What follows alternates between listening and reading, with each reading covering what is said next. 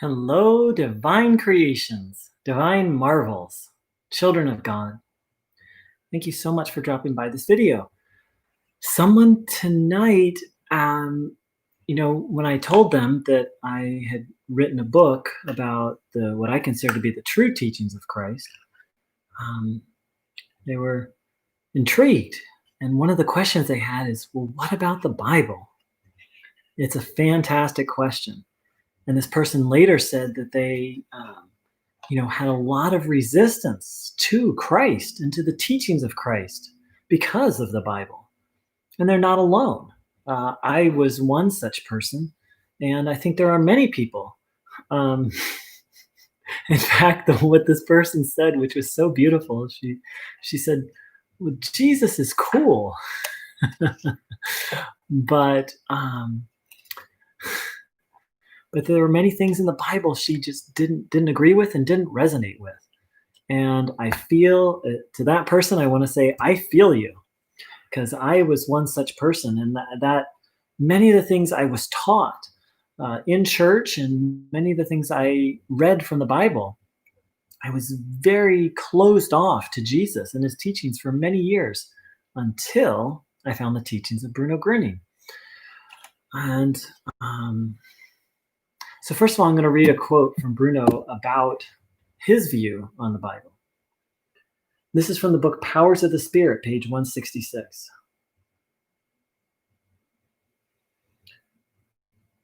Read the Bible often and calmly, but do not stay stuck on the individual words themselves. Read more between the lines. Without any inner reserve, allow the meaning of the text to work on you, and you suddenly know what it was like back then, what Jesus wanted to make clear with his parables, and still wants to make clear today. The word that has been handed down to us all on its own is empty.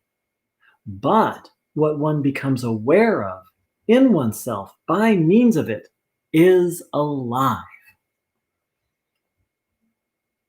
So, of course, what Bruno taught is exactly the opposite about what many people have been taught about the Bible. Many people treat the literal word of the Bible as if it is God, as if it's perfect. Yet Bruno Groening, in essence, is saying that the Bible is the words are nowhere near as important as what they awaken inside of us, almost as if there's a transmission, very much like Einstein, very much like tuning in. That instead of engaging this, what we need to do is engage our heart and our soul and receive the truth, come to an actual awakening of the truth, as opposed to memorizing words and then thinking about them a lot and then quoting them a lot and then arguing a lot about them. One of the other beautiful things that Bruno, one of the things that so many people have trouble with Christianity is the Christian definition of Jesus. But Bruno Groening kept it very simple. He said that Jesus was humanity's greatest friend and the supreme spiritual healer. And he also said, yes, Jesus was the Son of God, and that God has, or a Son of God, and that God has many sons. So, of course, that is considered blasphemy in Christian thinking, that there could be more than one person like Christ. And yet Bruno was very adamant that on the one hand, that Christ was this very elevated high being. On this other hand, that he wasn't the only elevated high being. One of the ways that Bruno Groening spoke of himself, and I don't know that he ever directly said this about Christ, but of course he meant this about Christ, was that Bruno Groening said that he was a transforming station, that he received the direct energy of God and then made it available to people who weren't able to access it directly on their own. And here's the thing, Bruno Groening said that at all times, there's at least one such being on the planet. So, of course, this also flies in the face of uh, Christian theology that says that Christ is the only one through whom we can receive divine grace. Well, Bruno Groening was quite adamant that he himself was able to pass along this grace, that there was always one such large, again, he called himself a transforming station. There was always one such being on the planet. But not only that, Bruno Groening said, just as I am a large sender of the divine energy, so you too. We've got a little background noise. Hope it's not too loud. Hold on one sec.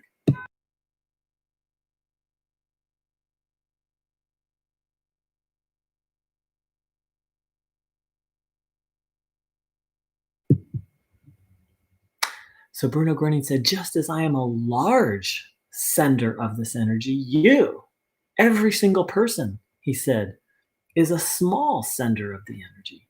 That means each and every person can receive the divine healing energy of God and pass it along. Think about that, friends. Now, it doesn't mean that we're able to do it to the extent that Bruno or Christ was able to do it yet. But that means that in some way, each one of us is just like Christ, in that we can receive this energy and we can pass it along.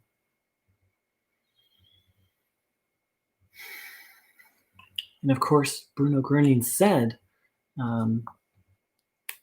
let's see if I have that quote handy. I don't have it handy, so I'll have to go by memory. It's one of my favorite things that Bruno Groening said. Now, again, keep in mind, this is a person through whom tens of thousands of people received miraculous healings, who radiated so much energy that people said it was as if the room shook when he was passing this energy along.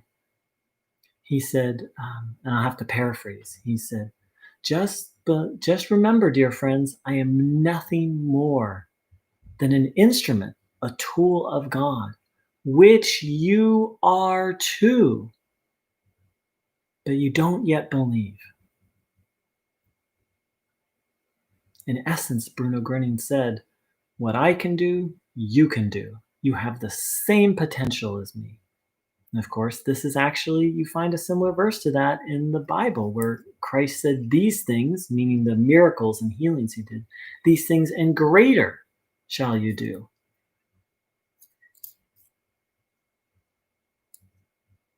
So those are a few of my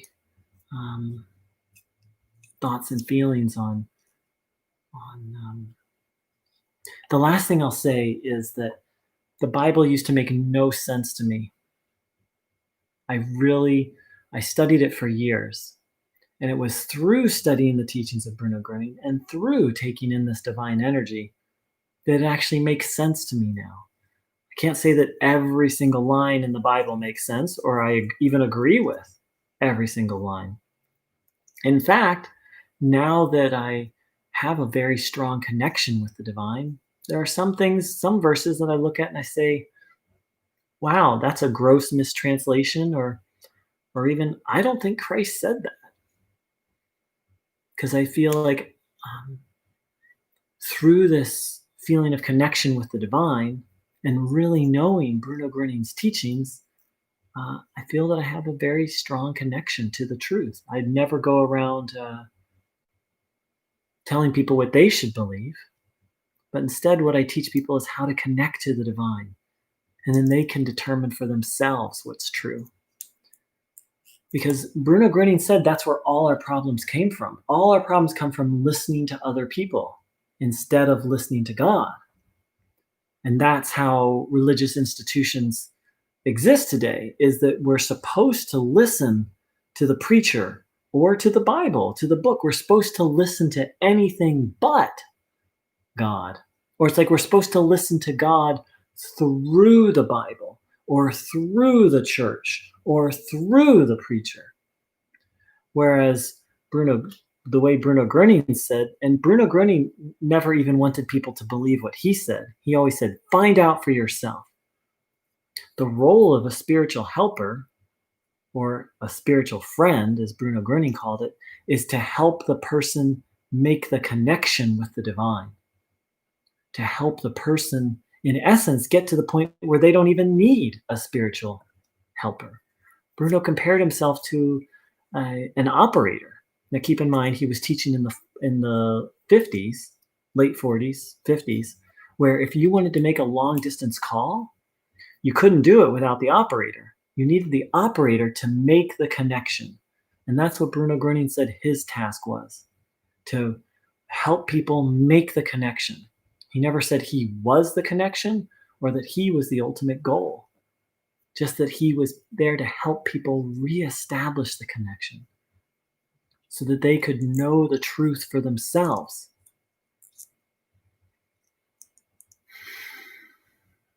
He never wanted people's worship.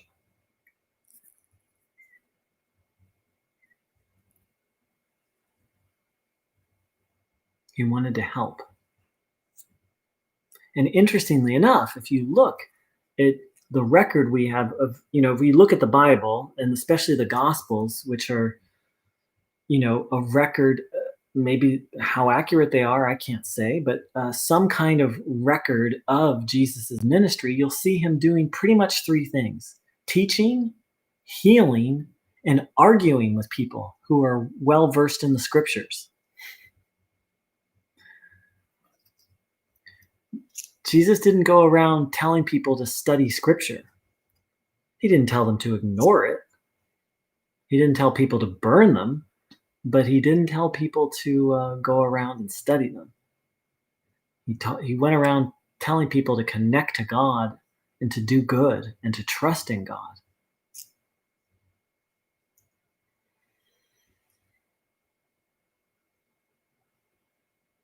And he didn't go around telling people to worship him either, which is very interesting. I'm not opposed to people worshiping Jesus, but it's very interesting to note that that was not something Jesus ever advised people to do. I'm reminded of a story from Carl Jung, the great European, one of the grandfathers of modern psychology.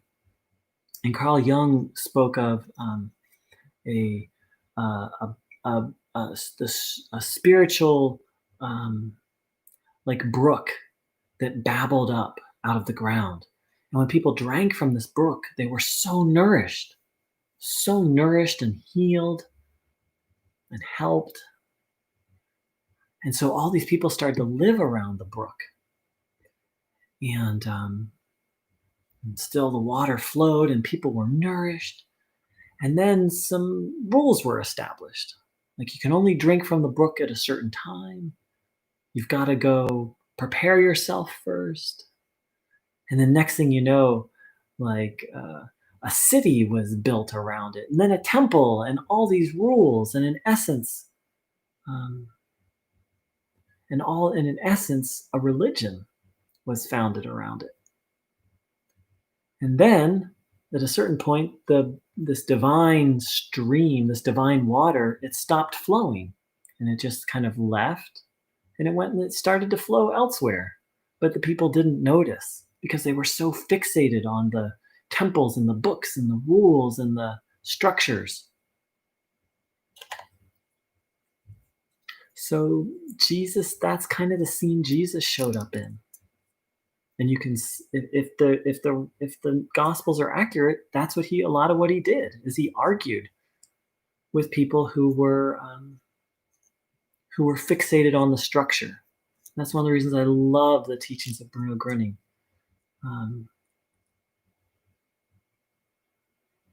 Because it rescued me from my fixation on structure and Bible and church and denomination. And it's like trusting God, connect to God. become an instrument of God, and then go out and do good.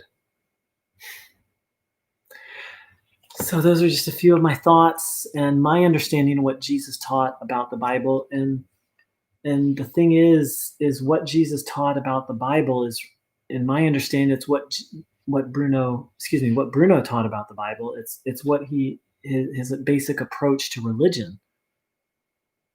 He said, yes, go to church, but he said, put into practice what you're taught there.